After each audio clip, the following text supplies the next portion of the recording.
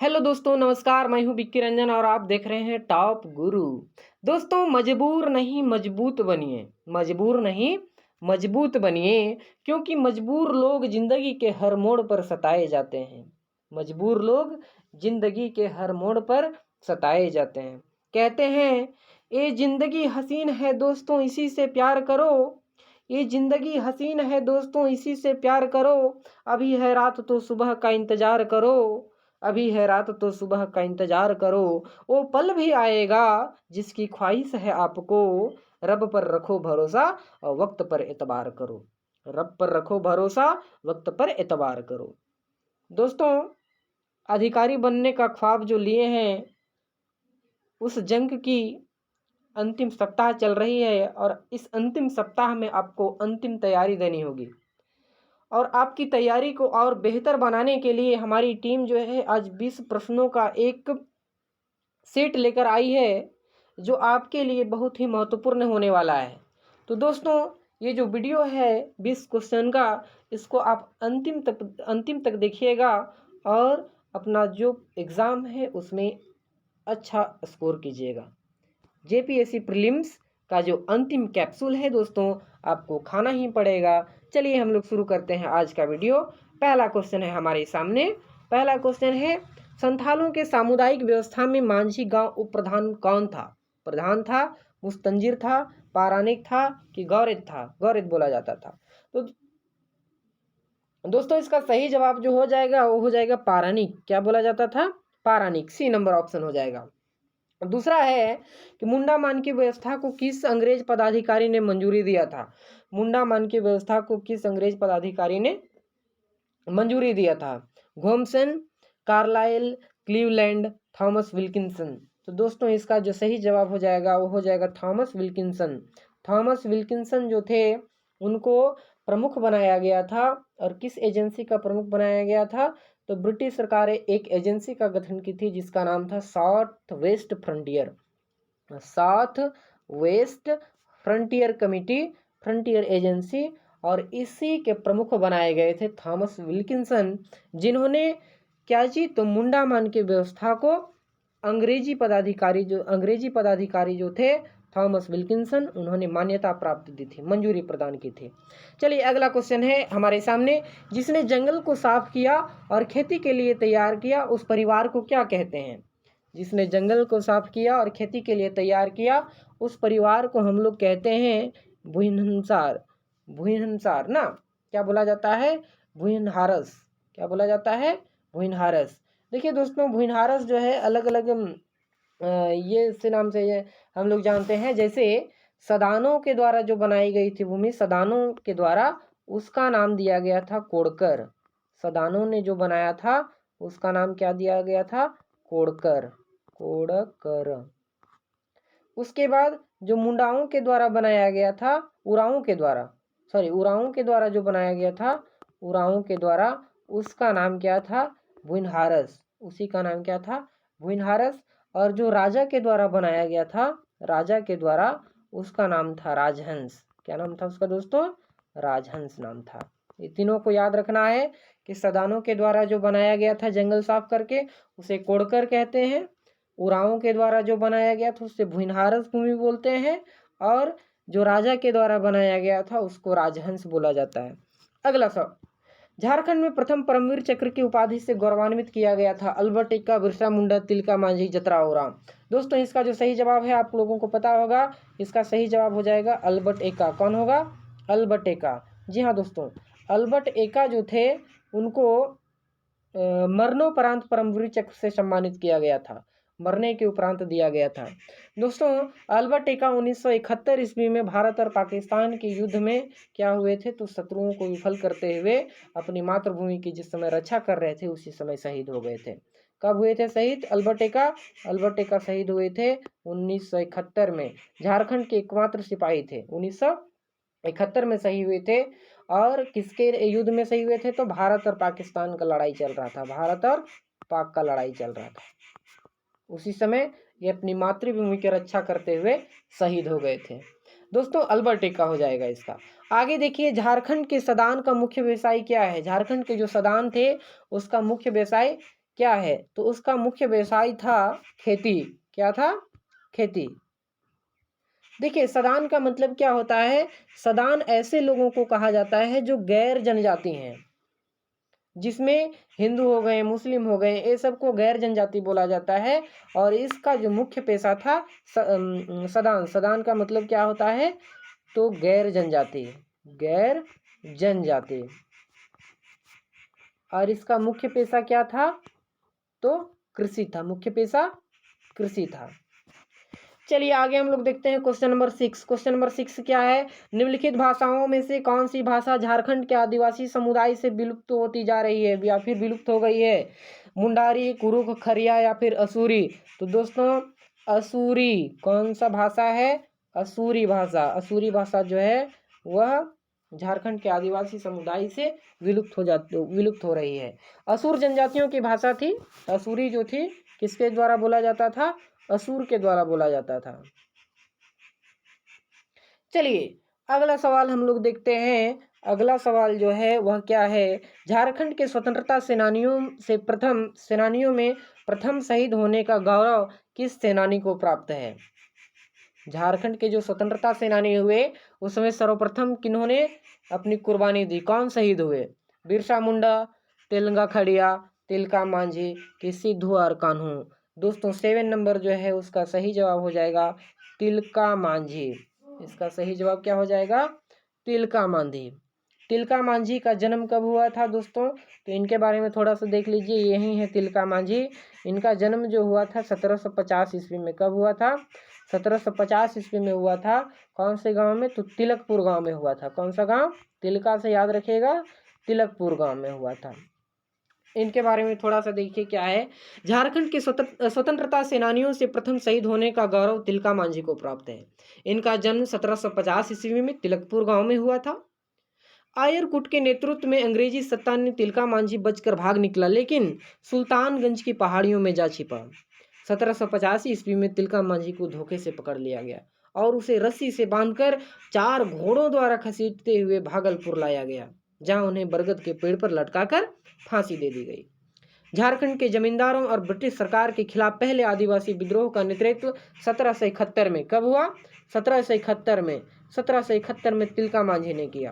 तिलका मांझी संथाली आदिवासी इलाके में के बहादुर नेता थे। वह अपने लोगों को बेईमान जमींदारों के चंगुल से मुक्त कराना चाहते थे, अपने लोगों की जमीन को बहाल कराना चाहते थे।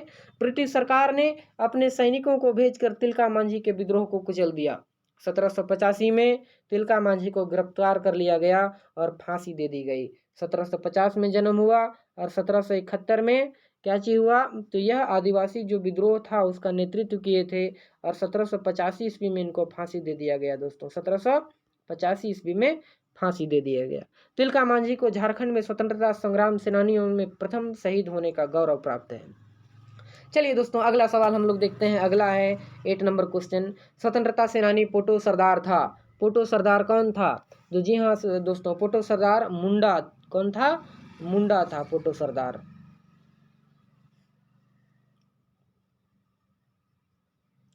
चलिए हम लोग आगे देखते हैं। आगे जो क्वेश्चन है वह कौन है? अगला क्वेश्चन कि झारखंड के किस जिले में आदिवासी जनसंख्या सबसे अधिक है? झारखंड के किस जिले में आदिवासियों की जनसंख्या सबसे अधिक है? पश्चिमी सिंहभूम, पूर्वी सिंहभूम कि दुमका कि लोहरदगा? जी हाँ दोस्तों, इसका सही जवाब हो जाएगा पश्चिमी सिंहभूम। कौन हो जाएगा? पश्चिमी सिंहभूम। झारखंड राज्य के पश्चिमी सिंहभूम जिले में सर्वाधिक आदिवासी जनसंख्या निवास करती है। अनुसूचित जनजाति कुल जनसंख्या का यहाँ पे कितना निवास करती है? तो 26.20% लगभग मिलाकर कितना हो जाएगा? तो 86,45,042 86,45,042 लाख इतना है दोस्तों। चलिए अगला सवाल जो है, अगला सवाल क्या है कि संथाल में विवाह का सबसे सामान्य रूप कौन सा है? संथाल में विवाह का सबसे सामान्य रूप कौन सा है? इतुत, संगा, निर्बलोक, बुपला? तो दोस्तों संथालों का जो विवाह होता है उसको बुपला कहा जाता है। क्या कहते हैं? बुपला कहते हैं। और बुपला जो है कई प्रकार का बुपला होता है, जैसे सादाई हो गया, गोलाइटी हो गया, टुनकी हो गया, धरती जवाई हो गया, उपगिर हो गया, इतुत हो गया, राजा रानी हो गया, सांगा केरिंग हो गया, ये सब होता है।